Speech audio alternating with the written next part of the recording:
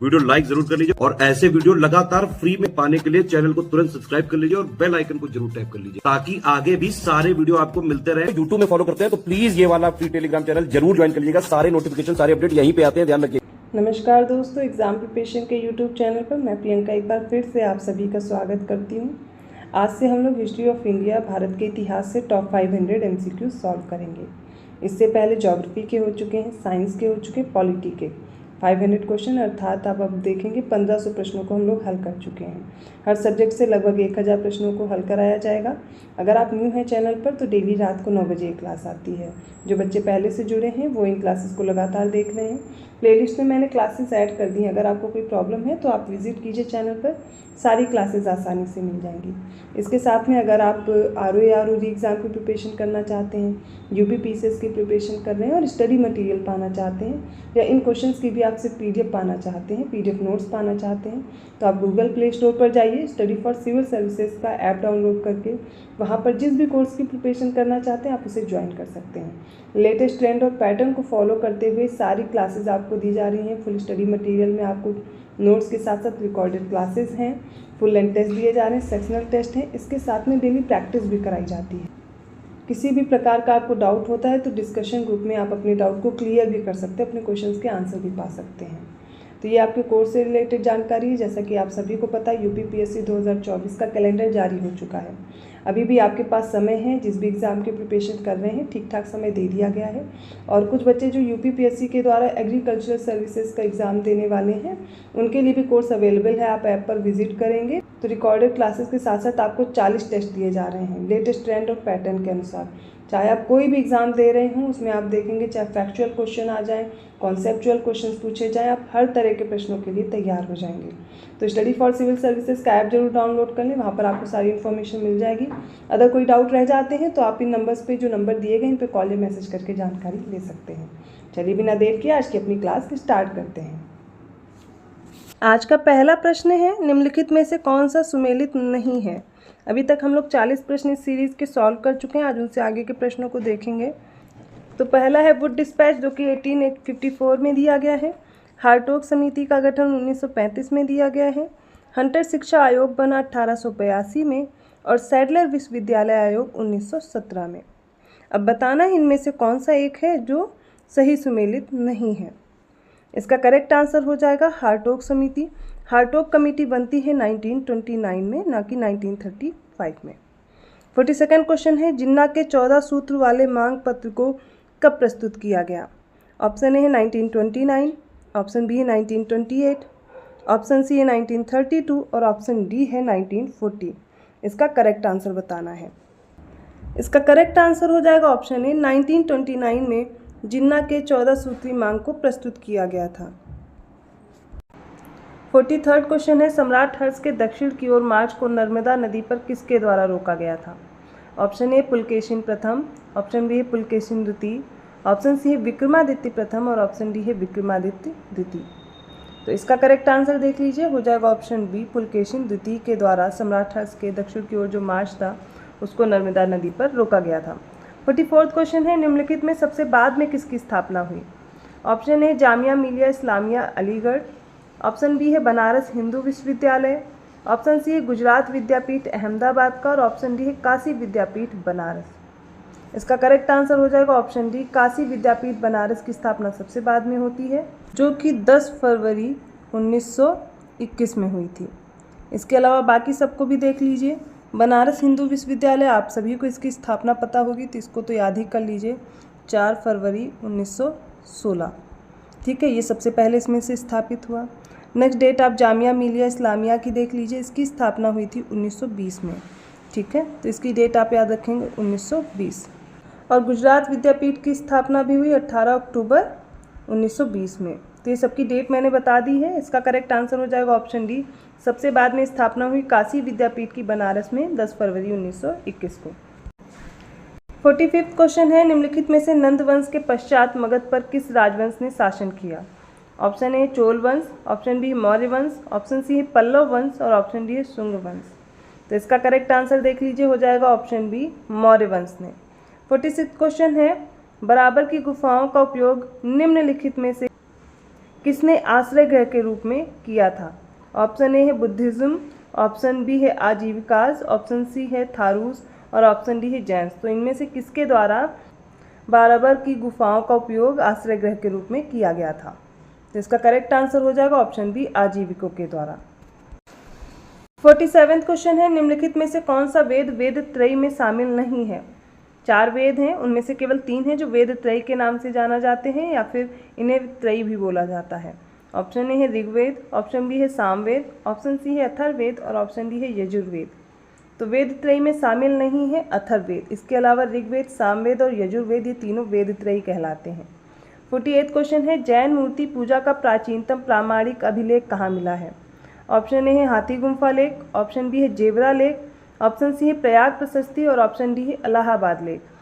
इसका correct answer हो जाएगा ऑप्शन ए, हाथी गुम्फा लेख। ये जैन मूर्ति पूजा का प्राचीनतम प्रामाणिक अभिलेख है। 49वां क्वेश्चन है, बौद्ध मत के उपसंपदा पद से क्या तात्पर्य है?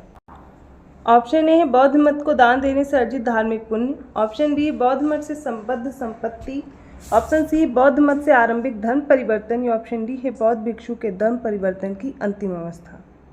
इसका करेक्ट आंसर है ऑप्शन डी, बौद्ध भिक्षु के धर्म परिवर्तन की जो अंतिम अवस्था है वो उपसंपदा पद कहलाती है। अगला क्वेश्चन देख लीजिए, अवतारवाद की संपुष्टिकरण तथा विष्णु के अवतारों की पूजा भागवत धर्म के लक्षण थे। तो ऑप्शन ए है आरंभिक वैदिक युग के, ऑप्शन बी है उत्तर वैदिक युग के, ऑप्शन सी है गुप्त काल के और ऑप्शन डी है मौर्य काल के। इसका करेक्ट आंसर हो जाएगा ऑप्शन सी, गुप्त काल के। 51वां क्वेश्चन है, देवदासी प्रथा किस काल में आम थी? ऑप्शन ए है विजयनगर काल, ऑप्शन बी सल्तनत काल, ऑप्शन सी है मुगल काल और ऑप्शन डी है प्रारंभिक वैदिक काल। इसका सही उत्तर है देवदासी प्रथा विजयनगर काल में आम थी। 52वां क्वेश्चन है, पहली फ्रेंच ईस्ट इंडिया कंपनी की स्थापना कहाँ पर की गई थी? Option A Masulipatnam, option B है सूरत, ऑप्शन सी है पौंडीचेरी और ऑप्शन डी है मद्रास।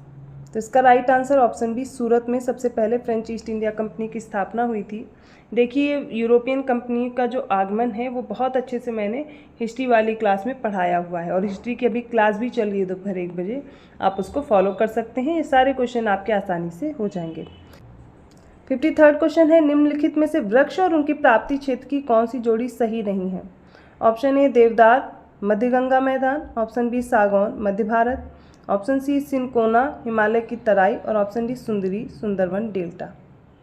तो इसमें जो सही नहीं है वो उत्तर हो जाएगा ऑप्शन ए देवदार, जो मध्य गंगा मैदान दिया गया है ये हिमालयी क्षेत्र में पाए जाते हैं, ना कि मध्य गंगा मैदान में, जैसे हिमाचल प्रदेश हो गया। ये शंकुधारी वृक्ष होते हैं जो काफ़ी ऊंचाई पर मिलते हैं। ठीक है, तो इसका करेक्ट आंसर हो जाएगा ऑप्शन ए देवदार, जो कि शंकुधारी वृक्ष होता है और ये पाया जाएगा हिमालय क्षेत्र में।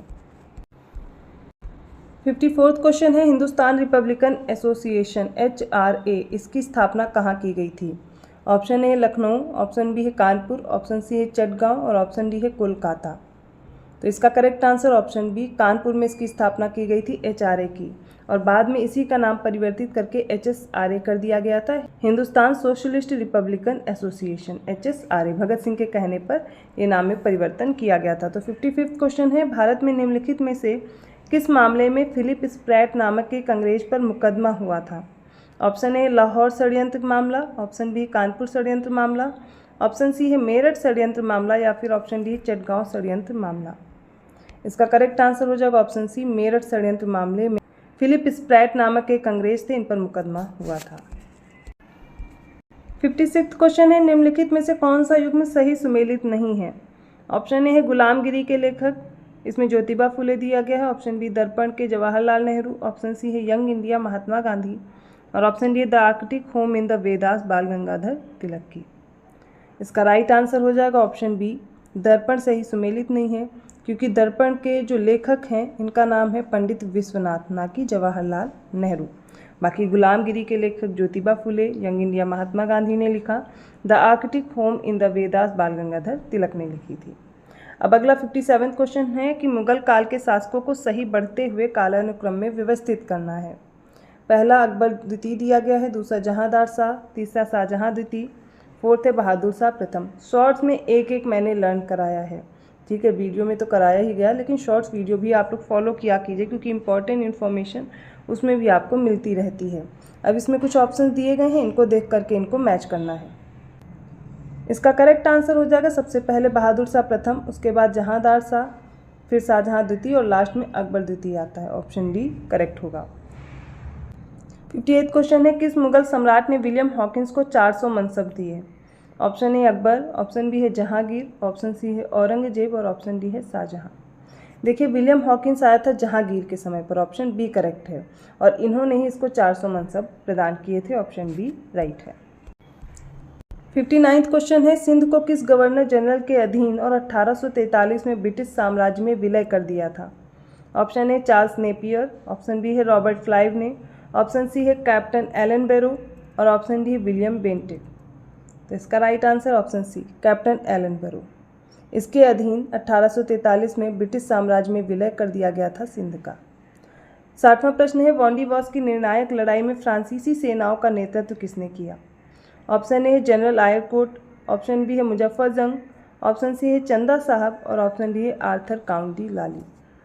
इसका राइट आंसर है option D Arthur Count de Lally ने वांडीवॉस की लड़ाई में फ्रांसीसी सेना का नेतृत्व किया था। ऑप्शन डी राइट है। तो ये कुछ इंपॉर्टेंट क्वेश्चन है हिस्ट्री के, आई होप आपको समझ में आए होंगे। किसी भी क्वेश्चन में आपको डाउट लग रहा है आप कमेंट करके मुझसे पूछ सकते हैं।